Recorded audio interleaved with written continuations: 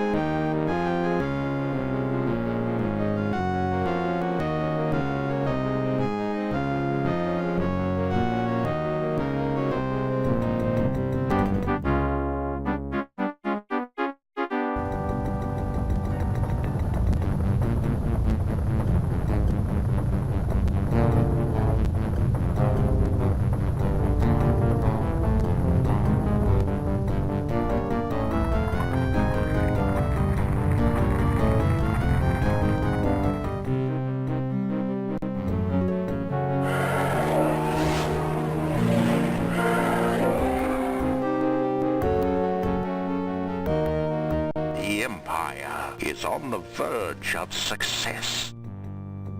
Soon, peace and order will be restored throughout the galaxy.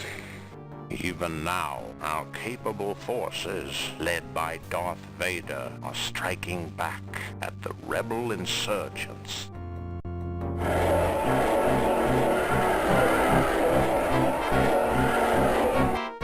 The rebels are unprepared for our attack.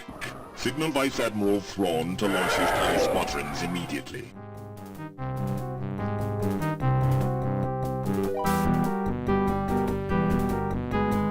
This rebel stronghold has no hope of escape. Commence the attack. Yes, sir.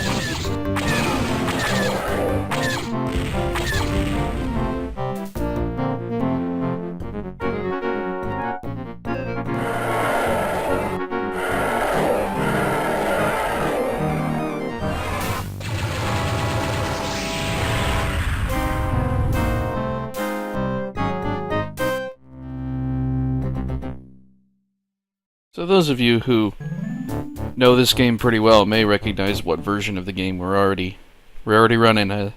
This is TIE Fighter DOS Collector's Edition, the CD version. Enter your name, pilot.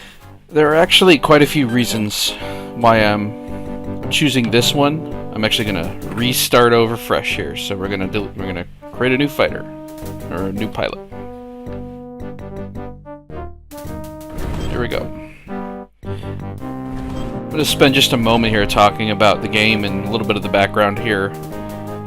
We're playing the DOS version. There was a 1994 or 95? A TIE Fighter 1995, Win95 version of the game.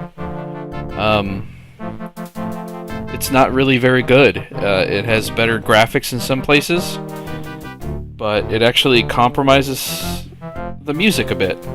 It doesn't have dynamic music because they went with, we're gonna pull some John Williams music and put it on the CD and it's gonna sound just like Star Wars.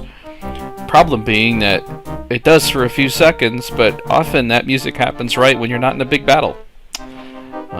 In this game, there's a dynamic music system, one that you don't hear in games very much anymore because everything has a digital soundtrack that is, it's not fluid, it's just a track playing like an MP3.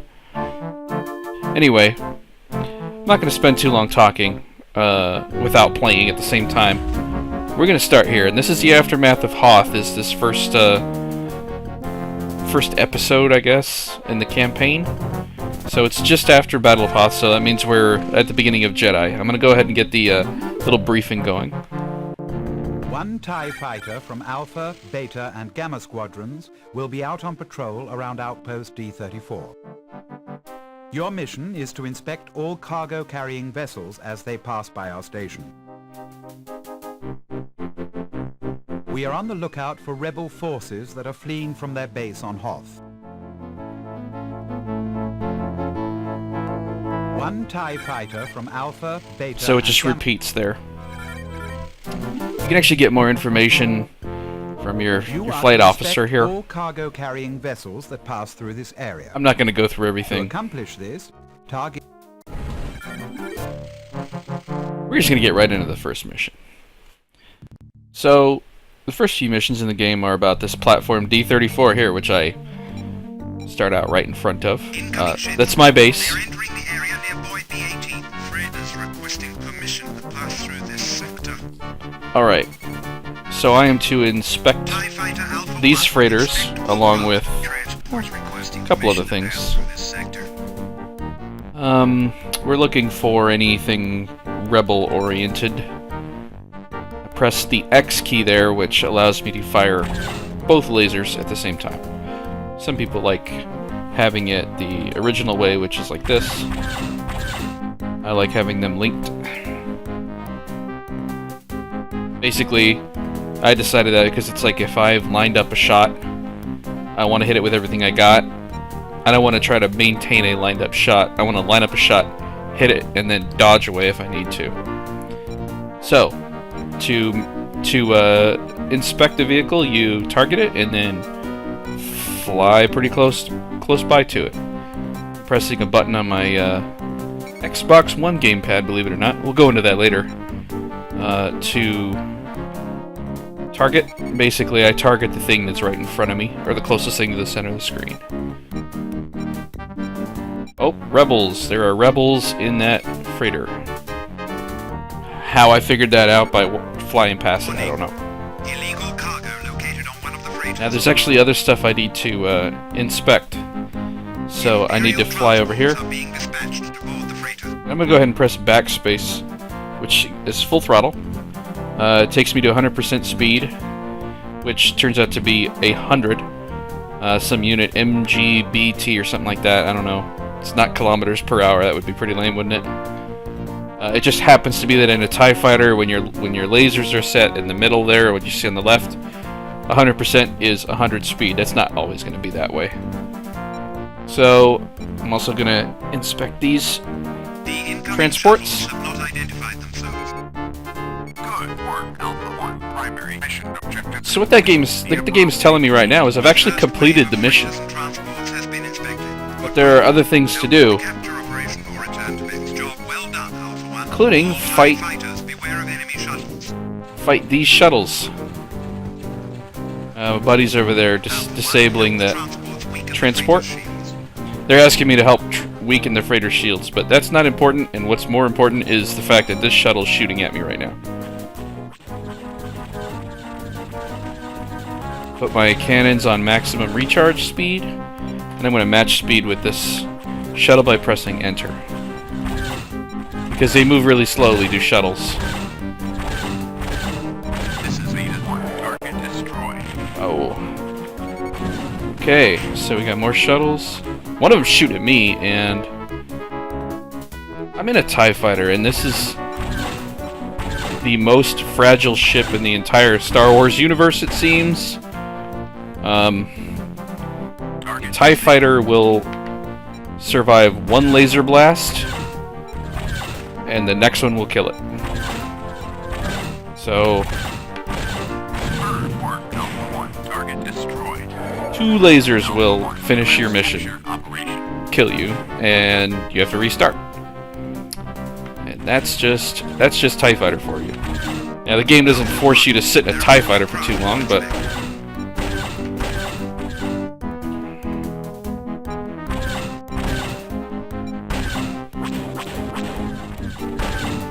you will notice that there's a green light up that you'll see.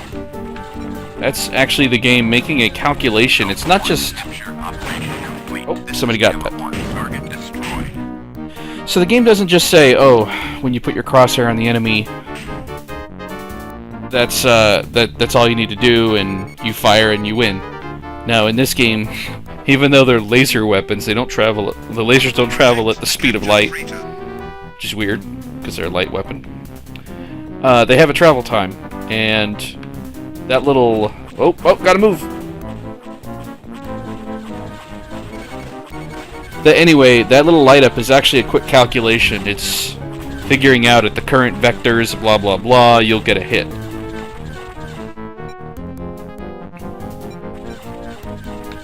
So as you see, I have to lead.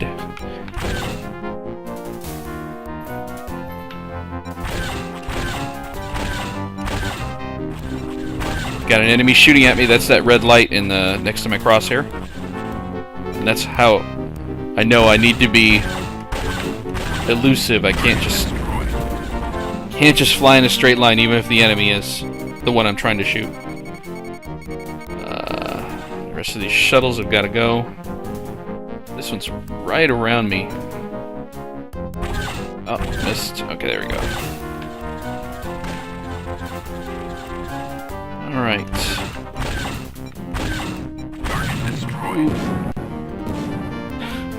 So, even when you blow up a ship in this game, in a TIE fighter, you still have to be a little concerned.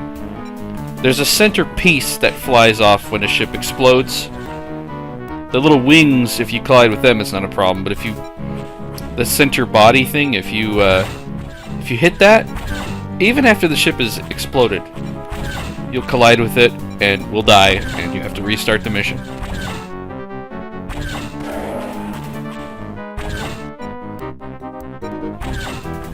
Yeah, I'm a little out of practice in this game apparently, which, considering I haven't played it in earnest in about nearly 20 years, probably shouldn't be too surprising.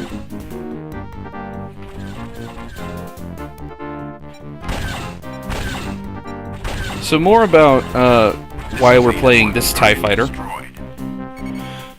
What I found was that TIE Fighter 95 had some nice graphics, but it had frame drops. It would slow down, and part of that is some of the... I'm not really sure exactly what it was. Probably the compatibility modes you have to run in to get a game that's supposed to work in Windows 95 to run in like Windows 7 or 8. It did work, but it just didn't work very well. I even played around with this is DOSBox, the emulator called DOSBox. There's actually different filters, video pixel filters you can put on. I'm running one called, what is it called? HQ3 or something like that. To sort of smooth out these rather chunky pixels. It's only useful in certain situations.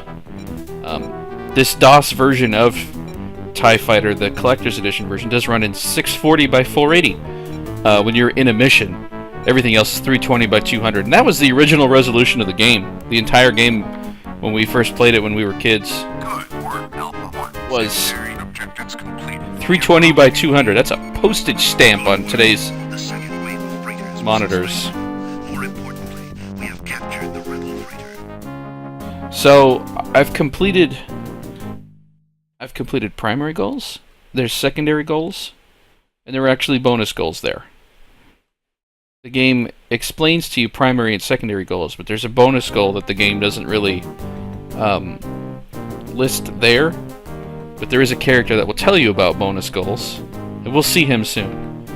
Now, a TIE Fighter does not have hyperspace, so to end the mission I actually have to go fly back to the base, this platform. And then tap the spacebar when the prompt comes up, and automatically land. And there we go. I've completed the first mission. So we'll just go through some debriefing. You have discovered a freighter full of rebels trying to escape from their base on Hoth. We captured a freighter full of rebels trying to escape from the planet Hoth. That's exactly what he just said. Hoth, a nearby ice planet. Anyway, you can get like statistics on everything you did. Somehow. Ah, there we go. I guess he's got a little smile on his face, so he knows, you know, we kicked ass.